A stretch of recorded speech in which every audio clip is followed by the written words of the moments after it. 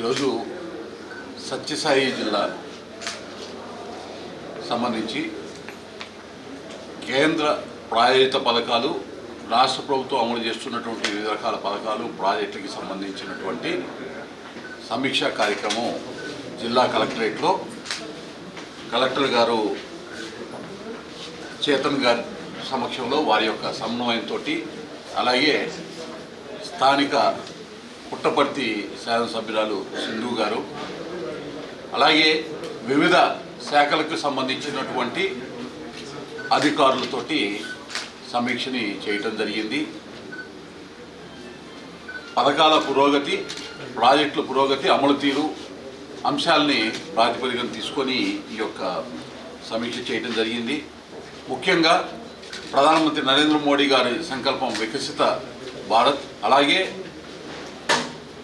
ఆంధ్రప్రదేశ్ ముఖ్యమంత్రి చంద్రబాబు నాయుడు గారి యొక్క ధ్యేయం స్వర్ణాంధ్ర 2047.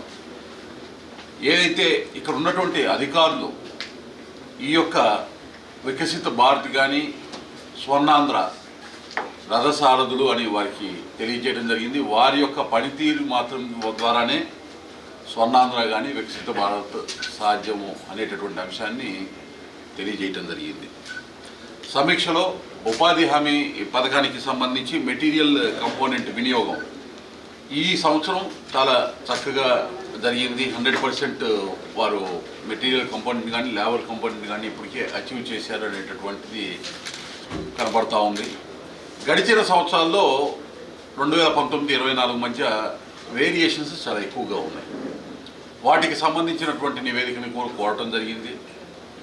ఉపాధి హామీలో గైడ్లైన్స్కి లోబడి కాకుండా జరిగినటువంటి పనుల మీద ఏదైనా జరిగితే వాటి మీద నివేదిక ఇవ్వమని కూడా అధికారుల్ని కోరటం జరిగింది.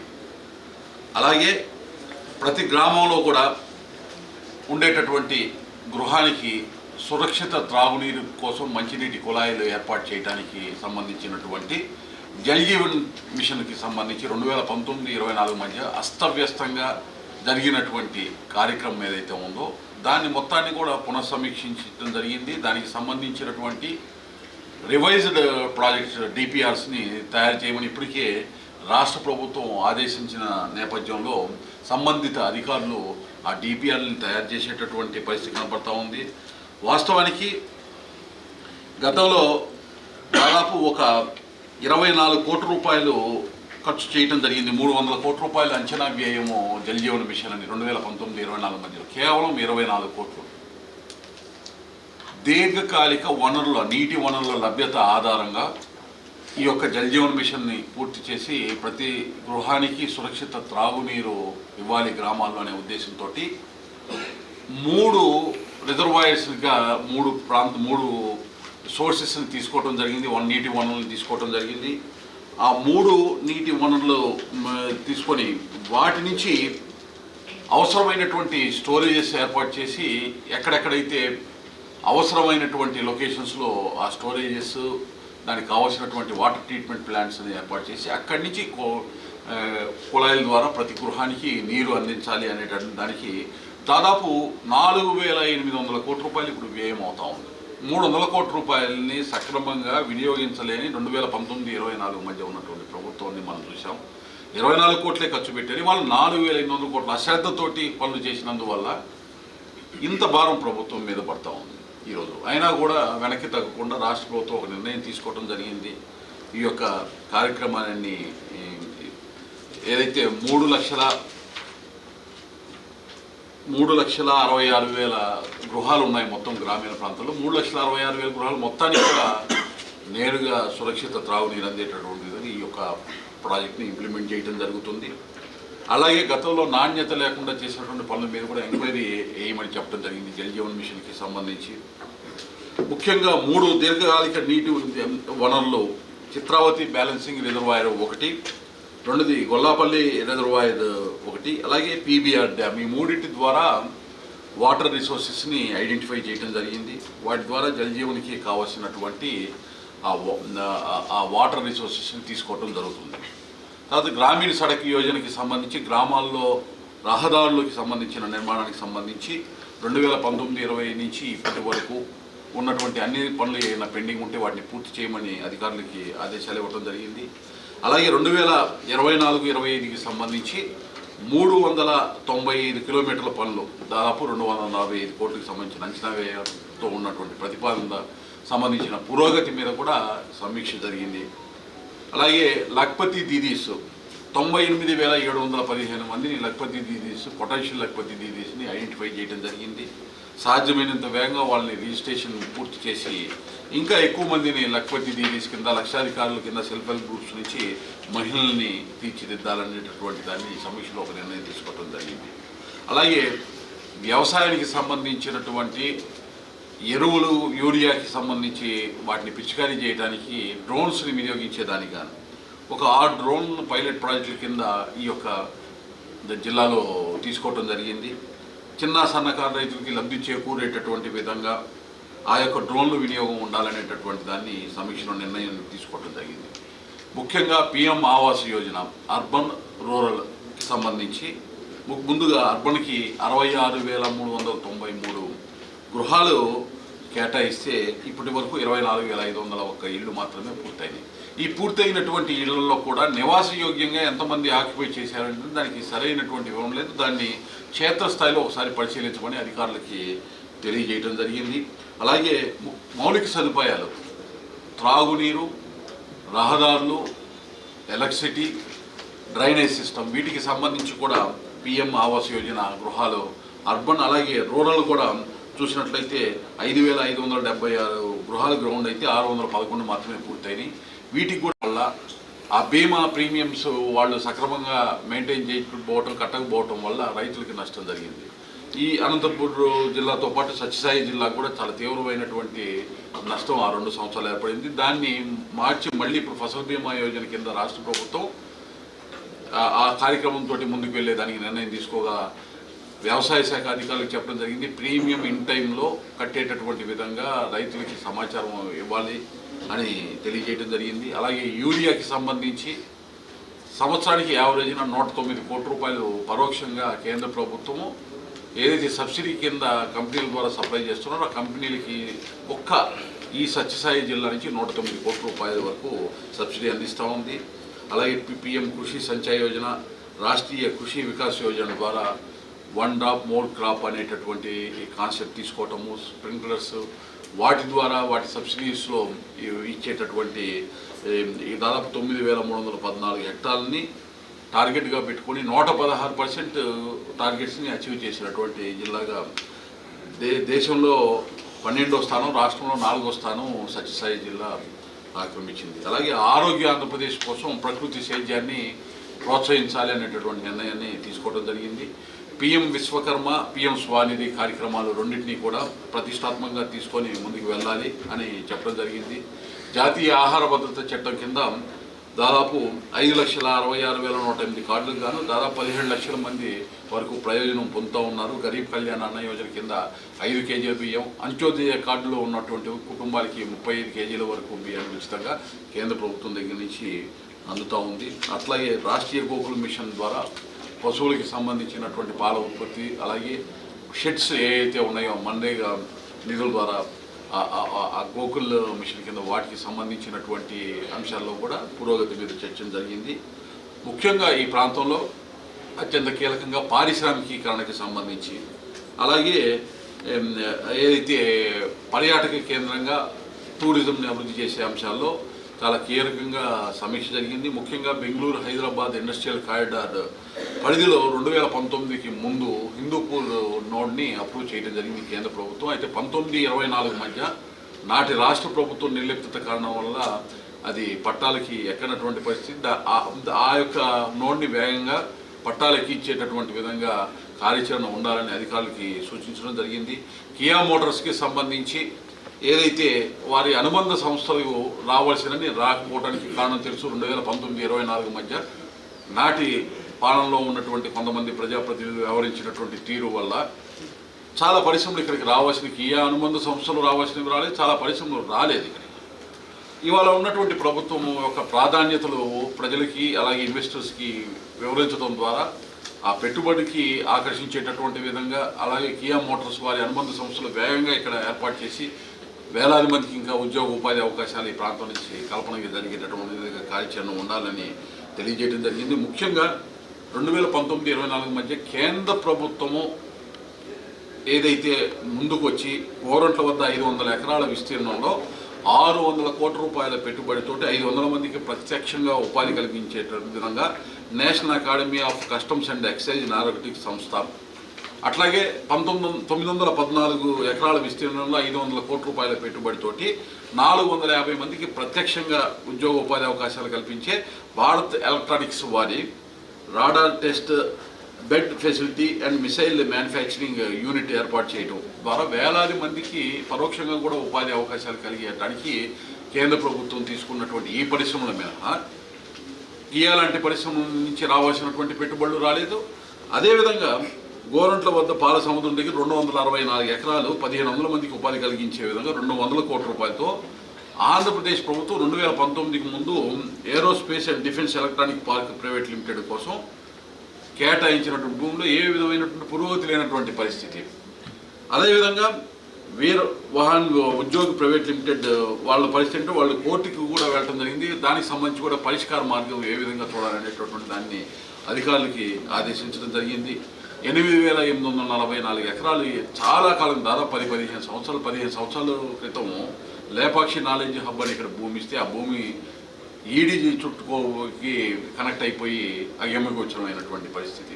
ఈ పరిస్థితులన్నింటినీ ఏ అయితే ఉన్నాయో అధిగమించి ఏ విధంగా పారిశ్రామికీకరణ చేసుకోవాలి, బెంగళూరు హైదరాబాద్ ఇండస్ట్రియల్ కారిడార్ పరిధిలో ఏ విధంగా ఇండస్ట్రియలైజేషన్ పెంచుకోవాలనే దాని మీద చర్చ జరిగింది. అలాగే టూరిజం సర్క్యూట్ కింద లేపాక్షి పెనుకొండ పర్యాటకంగా అభివృద్ధి చేయడానికి 39 కోట్ల రూపాయల వరకు స్వదేశీ దర్శన్ కేంద్ర ప్రభుత్వం 2 కింద కేంద్ర ప్రభుత్వం దగ్గర నుంచి ఆ సహాయం కోసం ప్రతిపాదనలను తయారు చేసి పంపించారని అధికారులు చెప్పారు.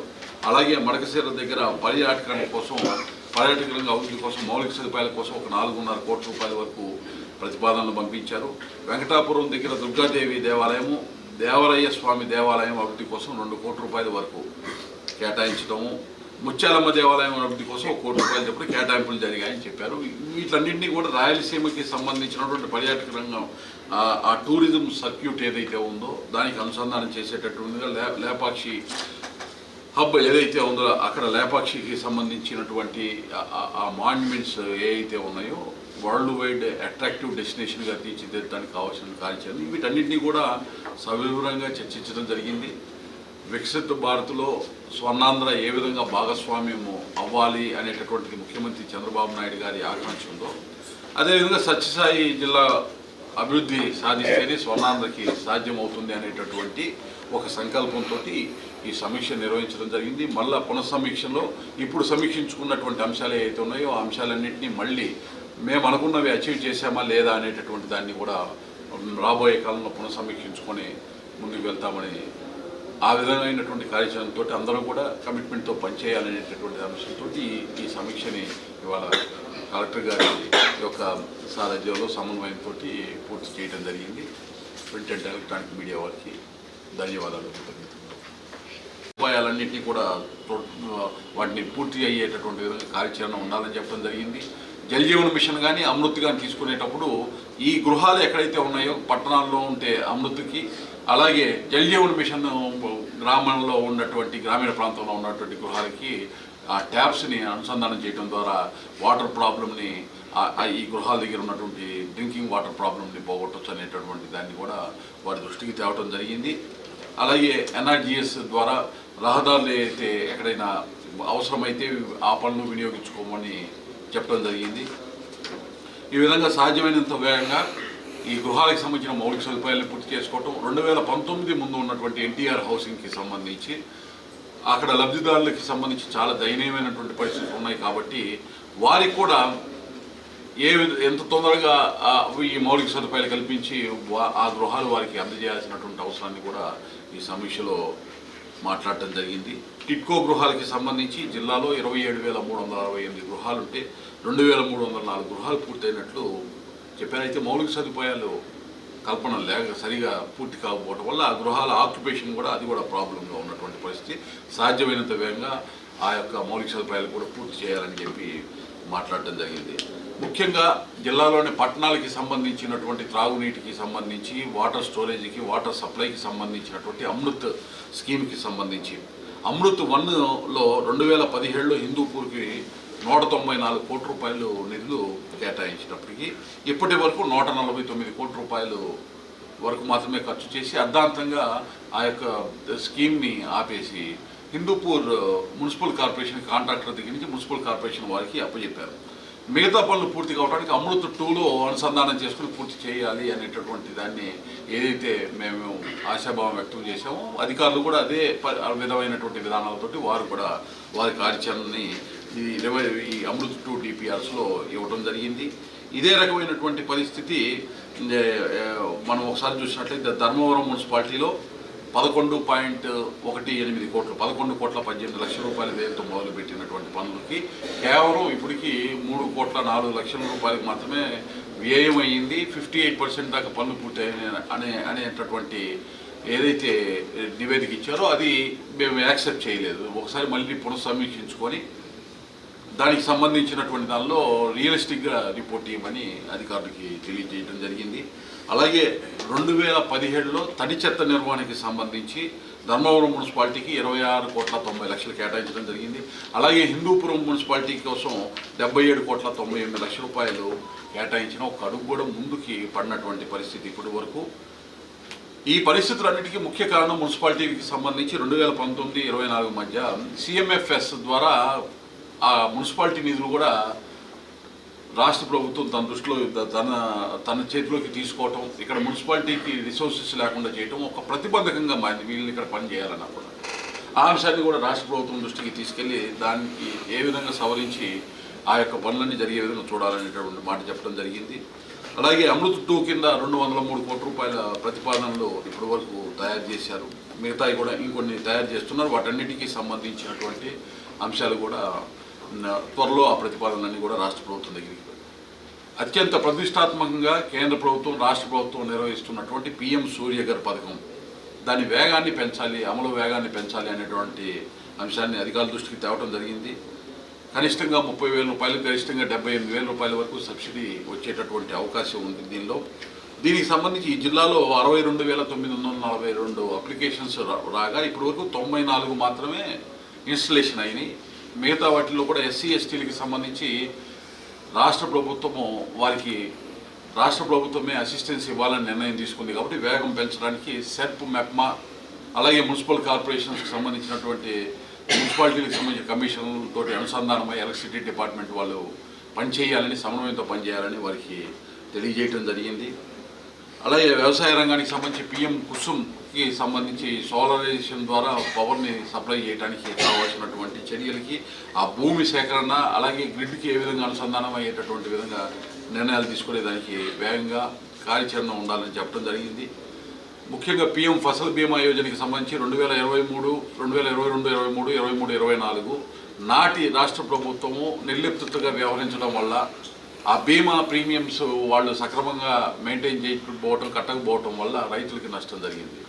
ఈ అనంతపూర్ జిల్లాతో పాటు సత్యసాయి జిల్లా కూడా చాలా తీవ్రమైనటువంటి నష్టం ఆ 2 సంవత్సరాలు ఏర్పడింది. దాన్ని మార్చి మళ్ళీ ఇప్పుడు ఫసల్ బీమా యోజన కింద రాష్ట్ర ప్రభుత్వం ఆ కార్యక్రమంతో ముందుకు వెళ్ళేదానికి నిర్ణయం తీసుకోగా వ్యవసాయ శాఖ అధికారులకు చెప్పడం జరిగింది. ప్రీమియం ఇన్ టైంలో కట్టేటటువంటి విధంగా రైతులకి సమాచారం ఇవ్వాలి అని తెలియజేయడం జరిగింది. అలాగే యూరియాకి సంబంధించి సంవత్సరానికి యావరేజ్న 109 కోట్ల రూపాయలు పరోక్షంగా కేంద్ర ప్రభుత్వము ఏదైతే సబ్సిడీ కింద కంపెనీల ద్వారా సప్లై చేస్తున్నారో ఆ కంపెనీలకి ఈ సత్యసాయి జిల్లా నుంచి 109 కోట్ల రూపాయల వరకు సబ్సిడీ అందిస్తూ ఉంది.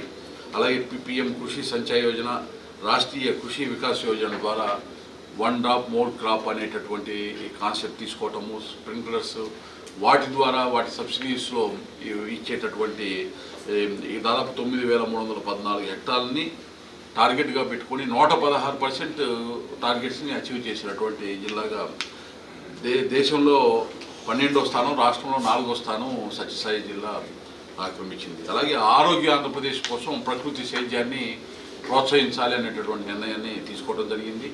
PM విశ్వకర్మ, PM స్వానిధి కార్యక్రమాలు రెండింటినీ కూడా ప్రతిష్టాత్మకంగా తీసుకొని ముందుకు వెళ్ళాలి అని చెప్పడం జరిగింది. జాతీయ ఆహార భద్రత చట్టం కింద దాదాపు 5,66,108 కార్డులకు గాను దాదాపు 17 లక్షల మంది వరకు ప్రయోజనం పొందుతూ ఉన్నారు. గరీబ్ కళ్యాణ్ అన్న యోజన కింద 5 కేజీల బియ్యం, అంత్యోదయ కార్డులో ఉన్నటువంటి కుటుంబాలకి 35 కేజీల వరకు బియ్యాన్ని ఉచితంగా కేంద్ర ప్రభుత్వం దగ్గర నుంచి అందుతూ ఉంది. అట్లాగే రాష్ట్రీయ గోకుల్ మిషన్ ద్వారా పశువులకి సంబంధించినటువంటి పాల ఉత్పత్తి, అలాగే షెడ్స్ ఏవైతే ఉన్నాయో మన్రేగా నిధుల ద్వారా ఆ గోకుల్ మిషన్ కింద వాటికి సంబంధించినటువంటి అంశాలు